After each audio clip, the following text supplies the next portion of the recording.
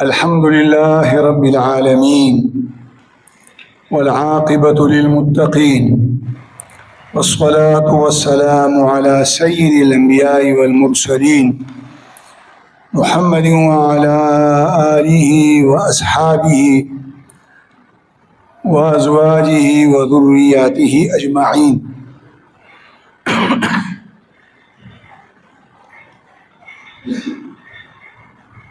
د طواف په مسائلو کې پرون چې کومه اخرنۍ مسله تاسو واورېده هغه د طواف د شروع کولو طریقه تفصیل سره بیان شو.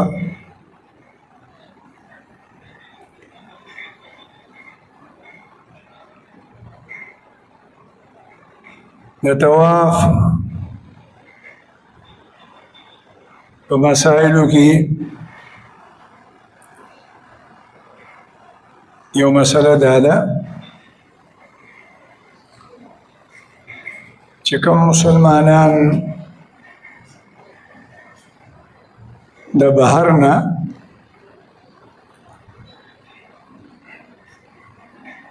مکې مکرمې ته راغلي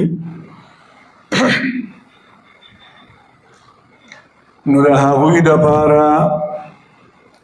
د مکې په ښار کې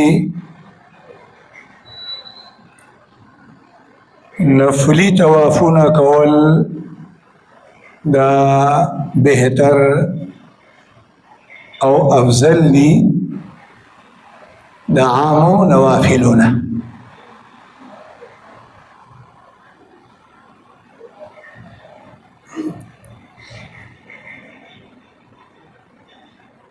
په 24 غنټو کې څومره طوافونه یو مسلمان کوي نو کولی شي پابندي ورباندې نشته. خپل بیلډینګ نه حرم شریف ته د طواف د کولو په نیت که نارینه ځان لځي او زنانه ځان لځي او خپل خپل طوافونه کوي هم ټیک ده، او که ښځه او خاوند ورور او خور مور او زوی یو ځای ځي او یو ځای طواف کوي نو هم صحیح ده.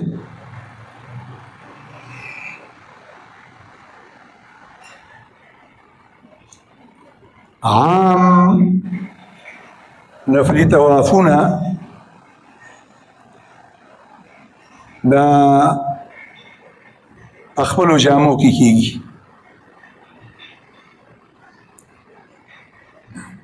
د نفلي طوافونو دپاره احرام نه وي، رمل پکې نه وي، استباء پکې نه وي،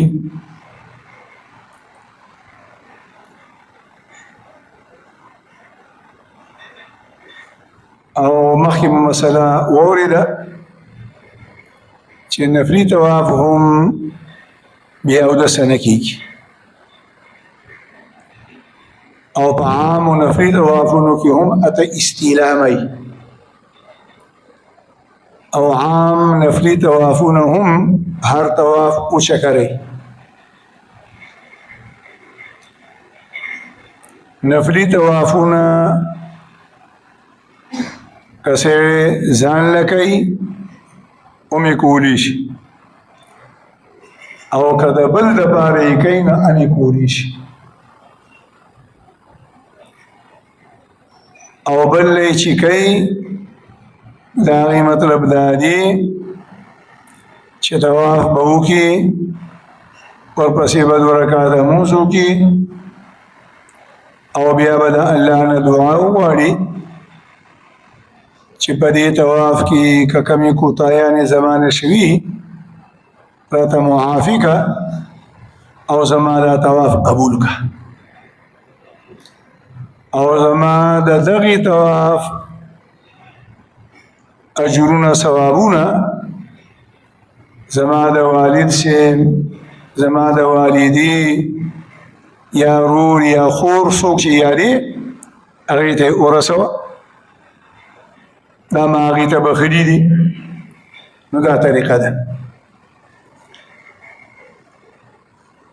که په یارانو کې دوستانو کې خپلوانو کې څوک در باندې به دا پابندي ولګوي چې ماله به خامخا یو طواف کې نو بیا د هغې طریقه دا ده چې کله ته طواف کې نو دا نیت به وکړي چې یا الله زه د فلانی کس د طرفه د طواف د کولو نیت او اراده کومه ما ته یې آسان کا او د هغه د اړخې قبول کا او بیا بیا اخر کې ثواب هغه ته وبخي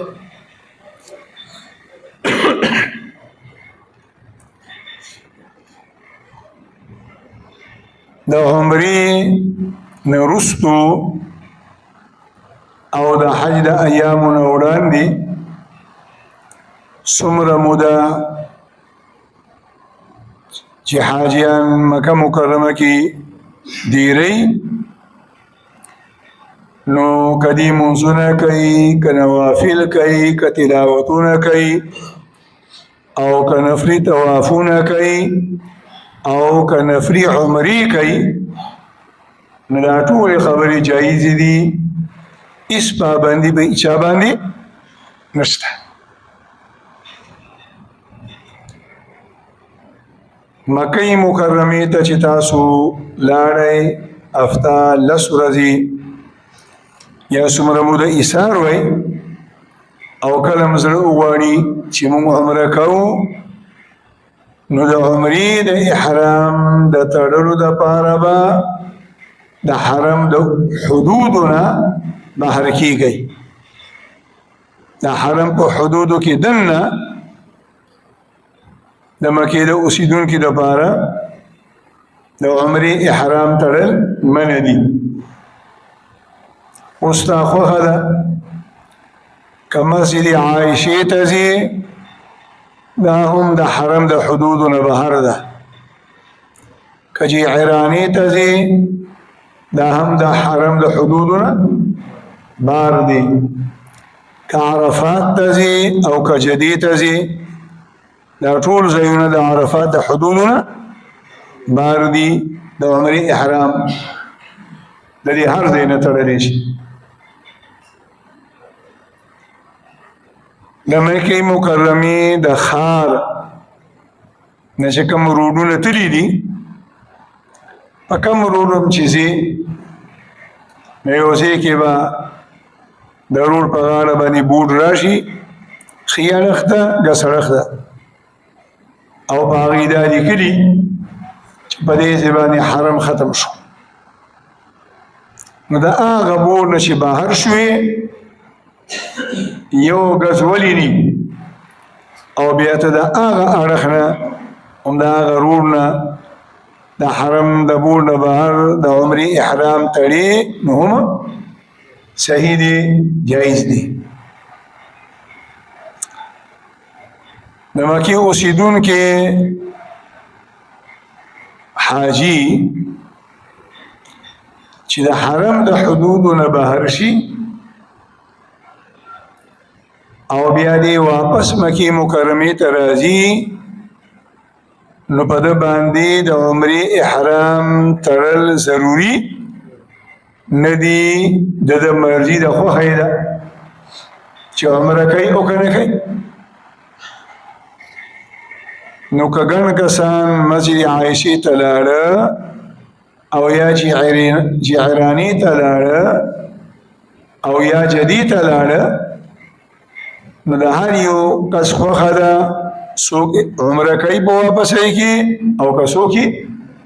نه کوي پابندي پې نشته. البته د مکې اوسیدونکي حاجي چې د مکې نه بهر لاړ شي او دومره بهر لاړ شي چې د میقات له هم پورې وځي او بیا دې واپس مکې مکرمې ته راځي نو بغیر د عمرې یا د حج د احرام نه به نه راځي. مدینه منورې ته چې کوم حاجیان لاړ شي نو مدینه منوره د میقات نه بهر ده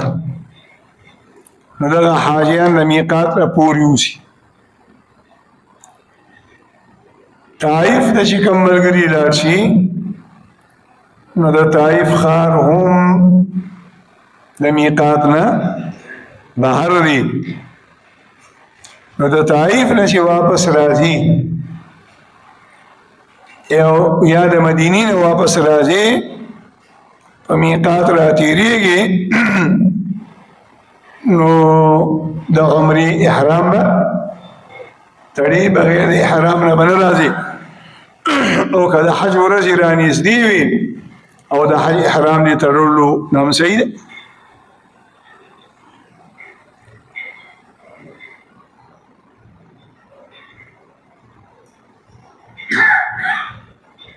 د بیت الله شریف په کوم ګوټ کې چې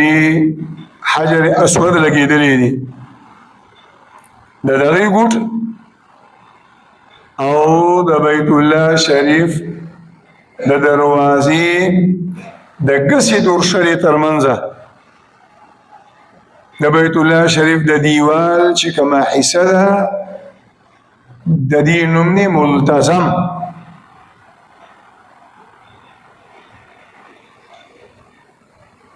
د طواف نه وروستو دغه ځای باندې سینه لګول دا مخ یو اړخ لګول او داسې ورباندې لاسونه په اوږدو باندې لګول دا مستحب طریقه ده. او په حرم شریف کې په کومو کومو حالاتو کې او په کومو کومو ځایونو کې چې دعاګانې قبلېږي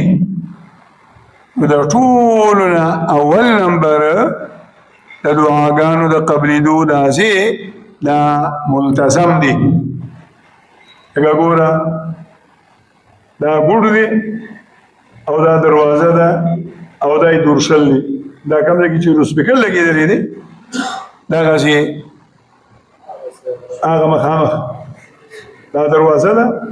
او دا ګوټ ده دا مخکې چې کوم ځای دی دا خو کم دی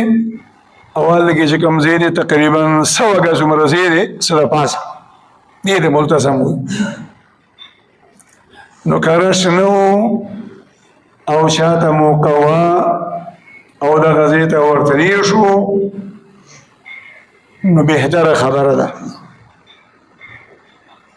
که زنانه وه رشو ازدحامو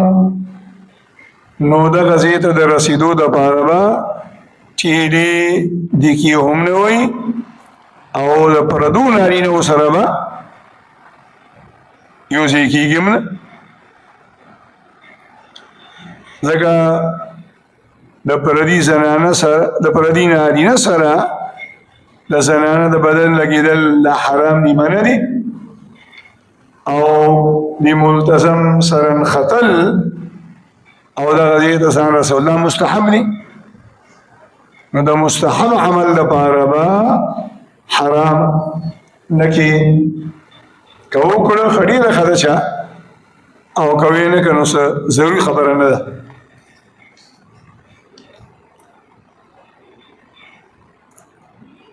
په حج کې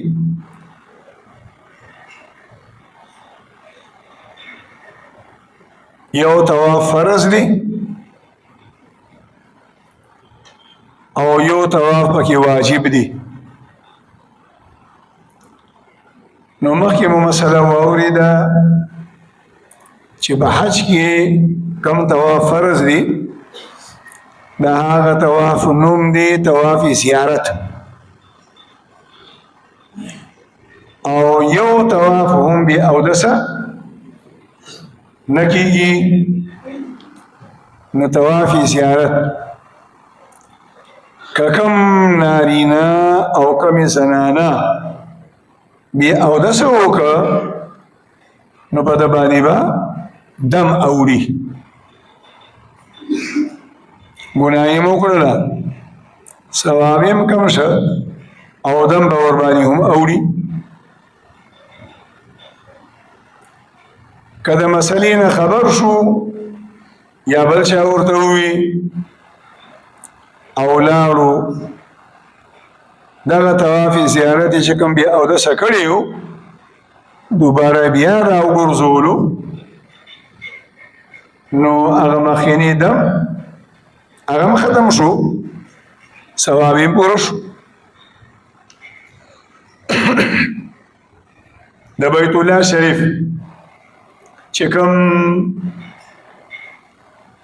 د ګس اړخ ده ګوټ دی،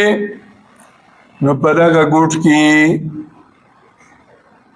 کاڼي لګېدلې دی او د دغه کاڼي نوم دی حجر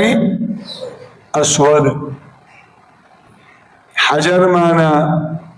کاڼي او اسود معنا تک تور.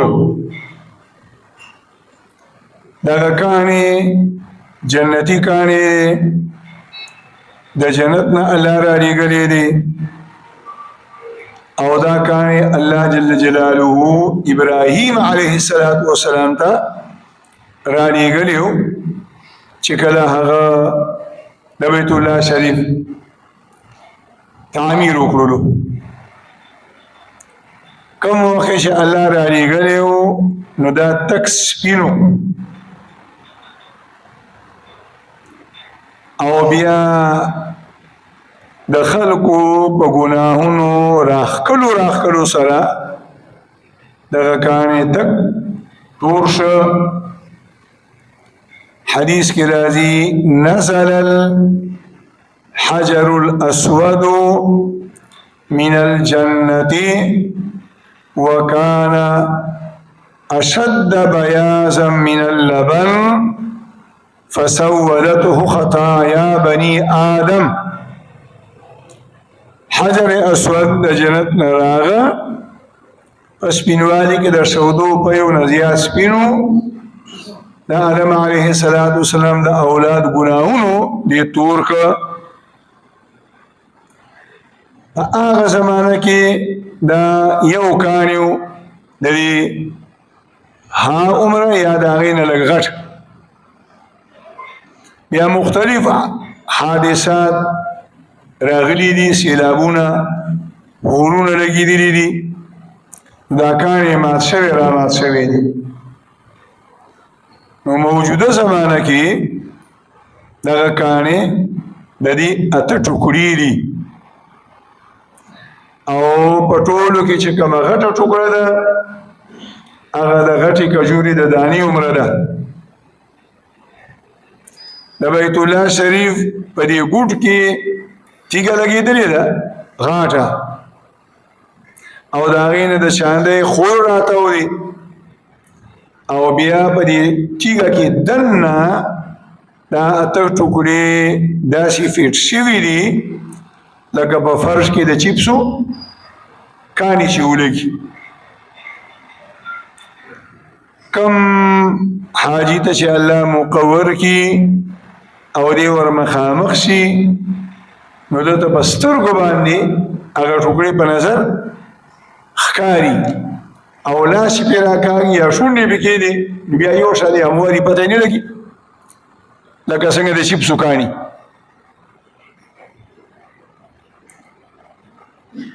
د دې حجر اسود ډېر فضیلتونه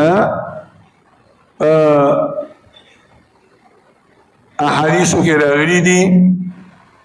یو حدیث کې راځي چې د قیامت په ورځ باندې به دغه کاڼې د الله د عرش د لاندې د الله سره په خوا کې ولاړي، سترګې به یې وي، لیدل به پې کوي، او عقل اپوها به الله ورکړي، خلک به پیژني، او ژبه به یې خبرې به پې کوي.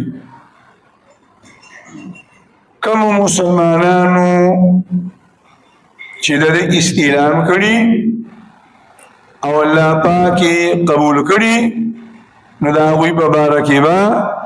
الله پاک په دربار کې گواهی ورکړي.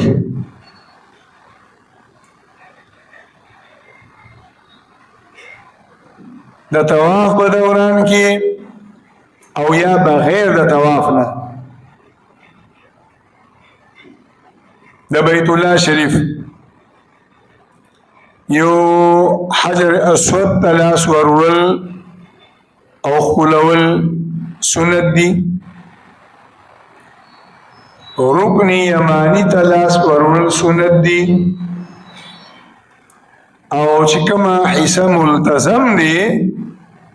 د دغه ځای سره مخ لګول، سینه لګول، لاسونه ورباندې داسې ایښودل دا مستحب دي. او د دین علاوه نور د بیت الله شریف بل طرف یا بل ګوټ یا غلاف هغه ښکلول یا په هغې باندې لاس لګول دا نشته دي، صرف کتل دي او دعاګانې کول دي. کله چې مسلمان اول مسجد حرام ته ننوځي او احرام یې تړلی دی د حج یا د عمرې، او د ده نظر په بیت الله شریف باندې پریوتو، نو د نظر د پریوتو سره به وایي الله اکبر لا اله الا الله، الله اکبر لا اله الا الله، الله اکبر لا اله الا الله. او بیا به لاسونه اوچت کي، د لارې نه به یو اړخ ته ودرېږي، دعاګانې به وایي، په دې منځ کې به تلبیه وایي، بیا به دعاګانې کوي. دا موقع او دا ځای دا هم د دعاګانو د قبولیت یو اهم ځای دی. د عمرې په اعمالو کې دریم عمل، دریم کار هغه د هغې نوم دی سعی. د سعی معنا، سعی د عربی د ژبې لفظ دی، ډېرې معنی دي، خو د سعی سین عین او یا سعی د دې یو معنا ده منډه را منډه وال.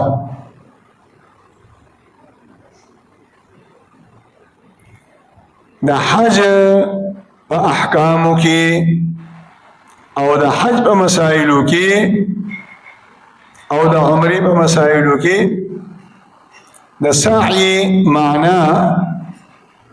په خاصې طریقې سره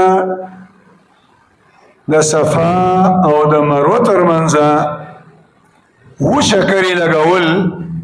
دې ته سعی وایي.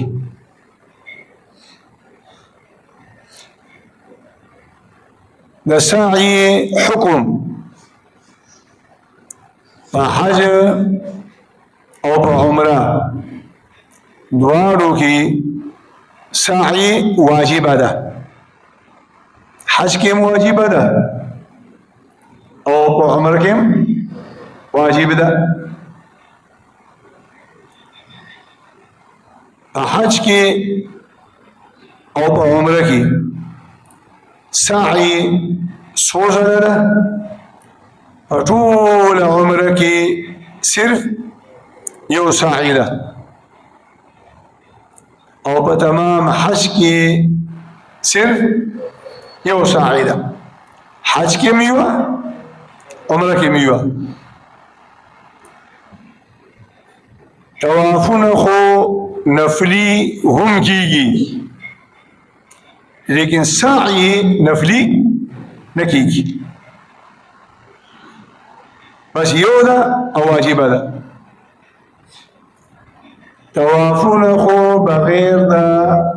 حج نه او بغیر د عمرې نه هم کیږي.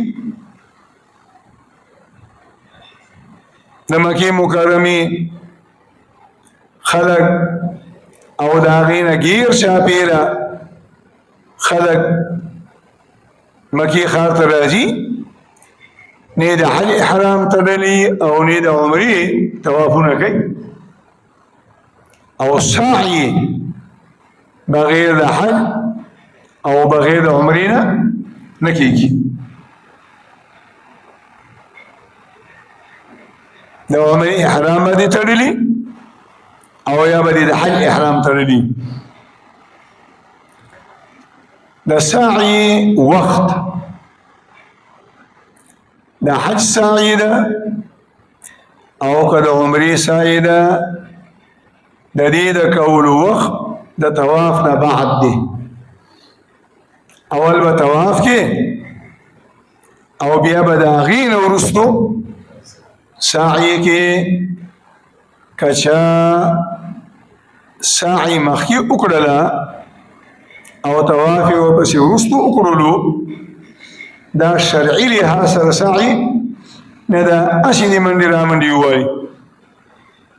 د طواف نه وروستو به دوباره بیا دا سعی کې نو واجب به دې ادا کېږي. په طواف پسې فوراً سعی شروع کول واجب او ضروري دي. البته سنت دا دي چې څنګه طواف خلاص کړه نو لمونځ دې وکړه، زمزم اوبه دې وڅښلې، نو ورپسې بیا فوراً سعی ته لاړ شه. لیکن که یو سړي د طواف نه وروستو ګنټه، 2 ګنټې، 3 ګنټې دمه وکړله او بیا لاړو سعی شروع کړه نو هم صحیح ده. تر دې پورې د حج په کتابونو کې لیکي که سحر دې طواف وکړلو او ستړی شوې، ناجوړه شوې، خپو کې دې پولی راغلې، دردونه راغله او لاړې خپل بلډینګ ته د طواف د احرام د پابندیانو خیال یې ساتلو او بیا د شپې راغلې او سعی دې وکړله، دا هم جایزه ده، دم در باندې نه وړي. د عمرې چې کومه سعی ده نو دا بغیر د احرام نه نه کېږي، دا به د احرام په حالت کې او باقي پاتې شوه د حج سعی. د حج سعی که یو حاجي د وقوف عرفات نه مخکې کول غواړي نو بیا د هغې دپاره احرام ضروري دی، بغیر د احرام نه نه کېږي. او که د حج سعی کم حاجی د وقوف عرفات نه وروستو وکړله نو احرام خو ختم شي، یعنی سر اخرى قرباني وکړي، د احرام پابندیانې ختمې شي. اوس د ده خوښه ده که دا څادر یې لرې کوي او خپل قمیص پردو کې سعی کوي نو هم ټیک ده، او کبری ساده رکی دی دا سعی کئی نا هم صحیح دا خو احرام پابندیانی اگا ختم شو که کم حاجی دا غواړي چې زه دا سعی د وقوف عرفات نه مخکې وکړم پخوا به دا مسله مونږ هم ذکر کوله ډېرو حاجیانو به پې عمل هم کولو آسانه هم وه اوس دا ګرانه ده پخوا به یو بلډینګ او د حرم شریف پخوا کې به نو په دې باندې عمل آسان اوس خو د حج په ایامو کې بلډینګونه بدل شي او ټول حاجیان په عزیزیه کې نو د عزیزی نه چې حرم ته راځي او بیا ځي نو ګرانه ده لیکن بیا هم که د کم حاجیانو بلډینګ کې بدلېدل نه یو بلډینګ او د حرم شریف سره نږدې په کومه ورځ باندې چې دی ماښام کې یا ماسخوتن کې به د حج احرام تړي نو که چېرته مازدیګري کې یا ماسپښین کې د احرام وتړي او باقاعده د حج نیت وکړي او بیا راشي د حج د نیت نه بعد د احرام په حالت کې د بیت الله شریف نه غیر شاپیره نفلی طواف وکړي او بیا دې لاړ شي مینا ته د تلو نه وړاندې د صفا او د مروه ترمنځ سعی وکړي او په دې سعی کې د حج د سعی نیت وکړي نو هم جایزه ده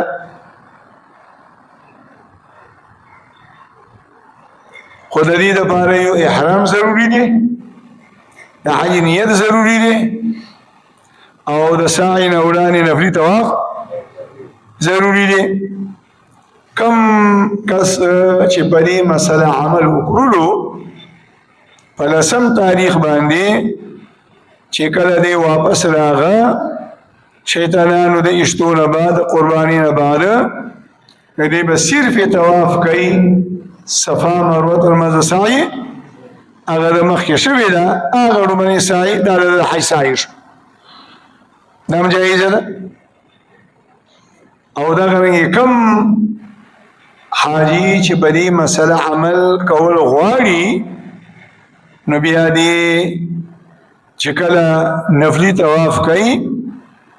نیت د حج کړی دی احرام یې تړلی دی نو په دغه طواف کې به دې رمل هم کوي او په دې طواف کې به دې استوا هم کوي ځکه د نیت دا دی چې زه به د دې نه وروستو د حج سعی کوم او مخکې مې درته وویل چې د کوم طواف نه بعد سعی وي د هغې بیا رمل هم شته او هغې کې بیا استوا هم شته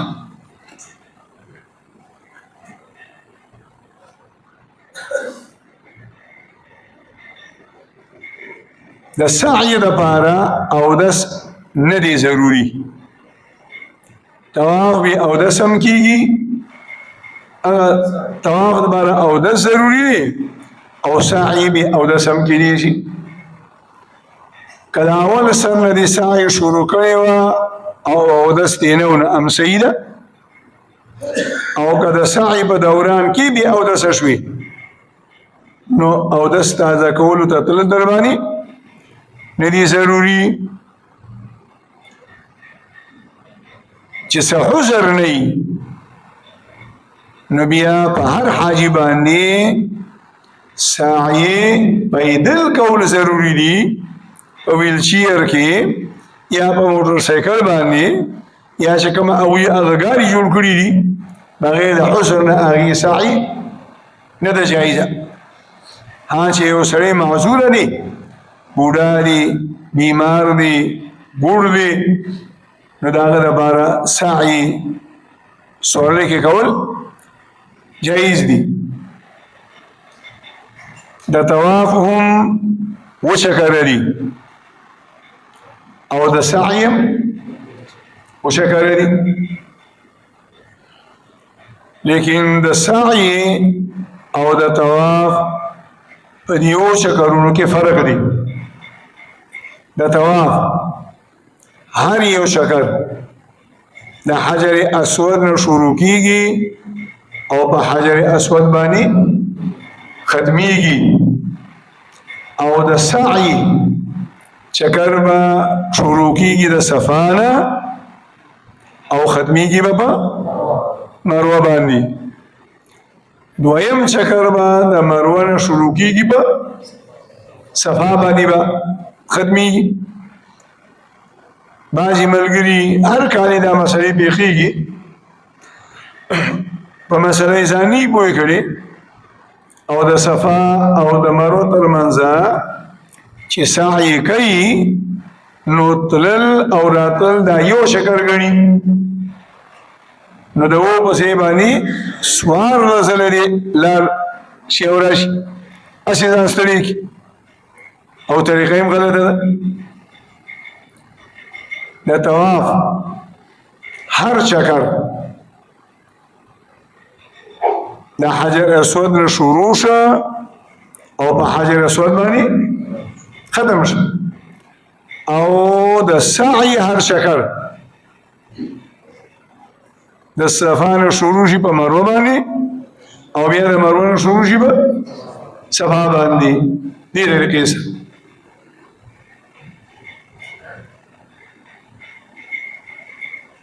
د سعی ابتدا او انتها، د سعی ابتدا د صفا نه کول واجب دي او ختمول په مروه باندې واجب دي. که کم کس اولنی چکر د صفا په ځای باندې د مروه نه شروع که نو دا چکرې هسې فضول لاړو، کله چې دې صفا ته ورسېده او د هغه ځای نه را شروع کېږي اوس د سعی شروع شو. او که کم کس د مروه نه شروع کړې وه او بیا یې دغه چکر پکې هم شمار کړلو نو د ده دا سعی نیمګړې شوه، یو چکر پکې څه شو جي کم شو. د سعی د شروع کولو طریقه، سعی به څنګه شروع کړي چې کله دې طواف وکړه د صفا او د مروه 2 رکعاته لمونځ دې وکړه، د زمزم اوبه دې وڅښلې، نو بیا به راشي مخامخ برنډه ده او د هغه برنډې نه ښي اړخ ته صفا ده او ګس اړخ ته مروه ده چې داسې ولاړې. د نبی علیه الصلاة والسلام په زمانه کې او د صحابه کرامو په زمانه کې صفا او مروه دا دواړه د دوو غونډو نومونه او دا دواړه د مسجد حرام نه بالکل بهر وي، د دې دواړو غونډو ترمنځ او د مسجد حرام ترمنځ فاصله وه. بیا توسیعات کېدل موجوده زمانه کې دا په مسجد حرام کې دننه راغلی ده، مخامخ بیت الله شریف دی او دې طرف ته بیت الله شریف دروازه ده او دغه منځ کې میدان دی او مخامخ چې کوم بیلډینګ دی داسې اوږده برنډه ده،